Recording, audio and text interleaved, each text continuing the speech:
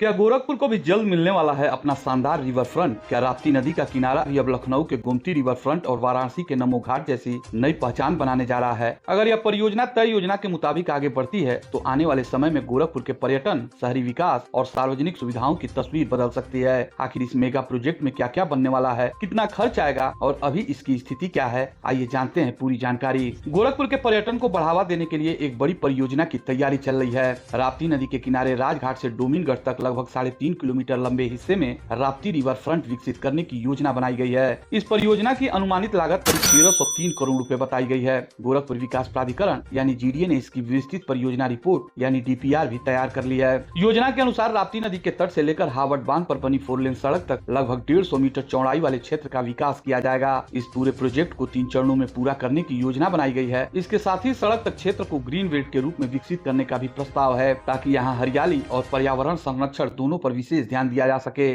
बताया जा रहा है कि मुख्यमंत्री योगी आदित्यनाथ के निर्देश के बाद इस परियोजना पर काम शुरू हुआ है। डीपीआर तैयार करने की जिम्मेदारी जीडीए को दी गई है। इसके लिए रिक्वेस्ट फॉर प्रपोजल प्रक्रिया के तहत वाराणसी की एक फर्म का चयन किया गया, जिसने नमो घाट जैसे प्रोजेक्ट पर भी काम किया है। ग्राउंड सर्वे पूरा करने के बाद फर्म ने डीपीआर तैयार कर जीडीए को सौंप दी है। अब अगला चरण इस परियोजना को तकनीकी और प्रशासनिक स्तर पर आगे बढ़ाने का है। चूँकि नदी के किनारे के रख रखाव की जिम्मेदारी सिंचाई विभाग की होती है, इसलिए जीडीए और सिंचाई विभाग के अधिकारियों के बीच बैठक होगी। इसमें इस बात पर विस्तार से चर्चा की जाएगी कि बरसात और बाढ़ के दौरान रिवर फ्रंट को सुरक्षित कैसे रखा जाए और जब नदी में जलस्तर कम हो तब किस तरह विकास कार्य संचालित किए जाएं। यदि जरूरत पड़ी तो डीपीआर में कुछ तकनीकी बदलाव भी किए जा सकते हैं। इसके बाद फंडिंग की प्रक्रिया तय होगी, फिर निर्माण कार्य शुरू करने की दिशा में कदम बढ़ाए जाएंगे। अगर इस परियोजना को मंजूरी मिलती है तो राप्ती रिवर फ्रंट पर कई आधुनिक सुविधाएं विकसित की जाएंगी। पहले चरण में अर्बन हाट बनाया जाएगा, जहाँ स्थानीय उत्पादों और हस्तशिल्प को बढ़ावा दिया जा सकेगा। इसके बाद हवड़ बांध 4 लेन से लोगों के लिए सार्वजनिक प्रवेश द्वार तैयार किया जाएगा। यहाँ योगा सेंटर भी विकसित करने की योजना है, ताकि लोग स्वास्थ्य और फिटनेस से जुड़ी गतिविधियों का लाभ उठा सकें। तीसरे चरण में प्रगति मैदान की तर्ज पर एक कन्वेंशन सेंटर भी बनाया जाएगा, जहाँ बड़े कार्यक्रम, प्रदर्शनियाँ और विभिन्न आयोजन आयोजित किए जा सकेंगे। इसके अलावा सड़क, नालियाँ, लैंडस्केपिंग, पार्क, कियोस्क और ओपन स्पेस जैसी कई सार्वजनिक सुविधाएं भी विकसित की जाएंगी। परियोजना में नदी किनारे वोटिंग के लिए अलग अलग स्थानों पर प्लेटफॉर्म बनाने की भी योजना है। साथ ही सुरक्षा व्यवस्था को भी प्राथमिकता देने की बात कही गई है। इस परियोजना से जुड़ा एक महत्वपूर्ण पहलू यह भी है कि राप्ती नदी और हवड़ बांध के बीच का क्षेत्र डूब क्षेत्र माना जाता है, जहां निर्माण गतिविधियों पर पहले ही सख्त नियम लागू हैं। इसी वजह से जब इस परियोजना की घोषणा हुई थी तब इस क्षेत्र में हो रहे अतिक्रमण पर भी चिंता जताई गई थी। इसके बाद यहाँ की जमीन रजिस्ट्री के लिए विभिन्न विभागों से अनापत्ति प्रमाण पत्र यानी एनओसी अनिवार्य कर दी गई, जिससे नए निर्माण पर प्रभावी नियंत्रण रखा जा सके। गोरखपुर विकास प्राधिकरण के उपाध्यक्ष अभिनव गोपाल के अनुसार राप्ती रिवर फ्रंट पर्यटन के लिहाज से शहर की एक बड़ी परियोजना साबित हो सकती है। उनका कहना है कि डीपीआर तैयार हो चुकी है और अब सिंचाई विभाग के साथ चर्चा के बाद आवश्यक प्रक्रिया पूरी की जाएगी। यदि जरूरत हुई तो तकनीकी बदलाव भी किए जाएंगे। उसके बाद फंडिंग सुनिश्चित कर निर्माण कार्य शुरू कराया जाएगा।